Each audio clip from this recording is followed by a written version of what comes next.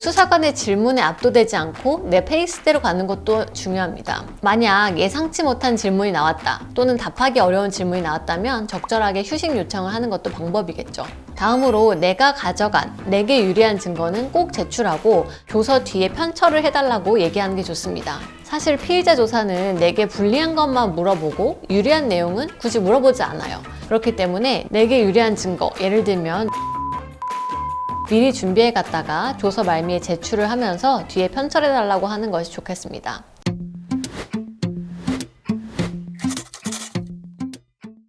경찰 조사 또 검찰 조사 받는 법 또는 꿀팁 물어보시는 분들이 많은데요. 오늘 들려드릴 이야기는 경찰서로부터 또는 검찰청으로부터 출석하라는 전화를 받았을 때 대처하는 방법입니다. 갑자기 전화가 걸려서 고소장이 접수되었다, 언제까지 경찰서 출두하라고 하면 당황스럽고 혼란스러울 수 있는데요. 일단 중요한 건 진정하고 침착해야 됩니다. 우선 전화로 출석 요구를 하였다는 것은 이미 출석을 요구한다는 것이기 때문에 출석 날짜를 조율할 수 있습니다. 또한 조사에 관한 사항을 문의할 수도 있죠. 그렇기 때문에 누가 나를 어떤 죄명으로 고소한 건지 물어보고 변호인 선임을 하겠다고 하면서 날짜 협의를 할 수 있습니다. 이 날짜 협의는 당연한 권리고요. 그리고 나서 전화를 끊고 할 일을 말씀드릴게요.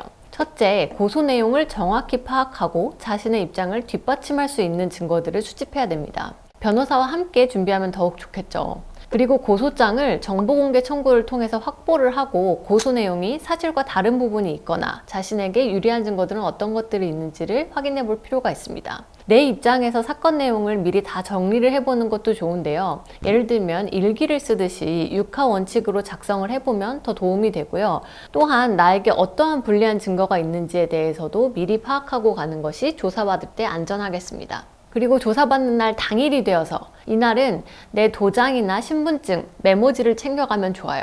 그리고 나서 조사를 시작했다면 이제 어떤 부분을 주의하면 좋을까요? 먼저 일관성 있고 설득력 있는 진술을 준비할 필요가 있습니다. 경찰 조사는 사실관계를 확인하는 것이기 때문에 하나의 사실관계를 시간차를 두고 반복적으로 질문을 하는 경우도 있고 또 바꿔서 질문하기를 반복합니다. 동일한 질문이 반복된다고 하더라도 이 멘탈을 부여잡아야 됩니다. 또한 담당 조사관의 힐란에 의연해지실 필요가 있습니다. 이런 반복적인 질문들에 대한 대답이 그때그때 달라진다면 내 말이 거짓말로 인식될 가능성이 높겠죠. 따라서 수사관의 질문에 압도되지 않고 천천히 질문의 요지를 정확히 파악한 다음에 차분하게 답변해야 됩니다. 특히 성범죄 같은 경우에는 증거가 없을 경우가 좀 있는데요. 피해자의 주장만으로 처벌될 수가 있다는 점을 생각해 본다면 결국 누구 말이 더 일관되고 설득력 있느냐의 싸움이기 때문에 내 진술의 일관성을 잘 유지해야 됩니다. 다음으로는 경찰이 확보한 증거에 일치되는 진술을 해야 됩니다. 간혹 증거와 대치되는 진술을 하시는 경우가 있는데요. 이거는 사건을 매우 불리하게 만듭니다.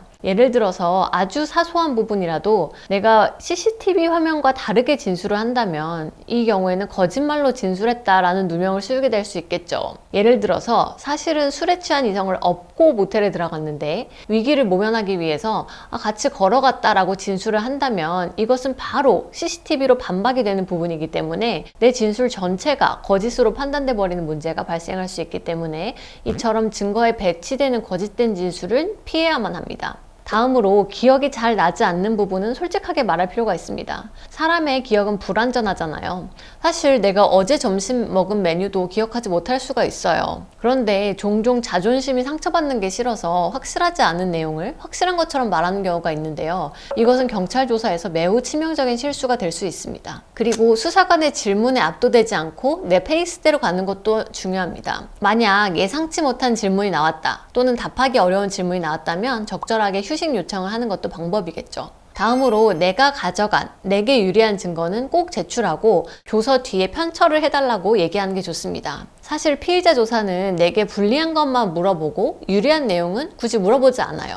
그렇기 때문에 내게 유리한 증거, 예를 들면 녹음이나 탄원서 또는 CCTV나 어떠한 캡처 자료 등은 미리 준비해 갔다가 조서 말미에 제출을 하면서 뒤에 편철해 달라고 하는 것이 좋겠습니다. 마지막으로 경찰 조사가 끝났어요. 그 경우에는 진술 내용을 꼼꼼히 확인하고 필요할 경우에는 수정 요청을 해야 합니다. 조사 과정에서 진술 내용이 자신의 의도와 다르게 기록될 수가 있기 때문에 조서 내용을 꼼꼼히 확인하고 누락된 거는 다시 삽입을 하고 잘못된 부분은 수정 요청을 해야 됩니다. 그리고 조사가 다 끝나고 나서는 가급적 내 조서를 복사해 오는 것도 방법이겠죠. 근데 수사관이 복사를 안 해준다 라고 한다면 나중에 정보공개 청구를 하면 되고요. 이 내용을 토대로 변호인 의견서를 작성해서 제출하는 것이 좋겠습니다. 각 단계별로 더 자세한 코칭이 궁금하시면 더 고민하지 마시고 직접 전화하셔서 상담을 받아보시기 바랍니다.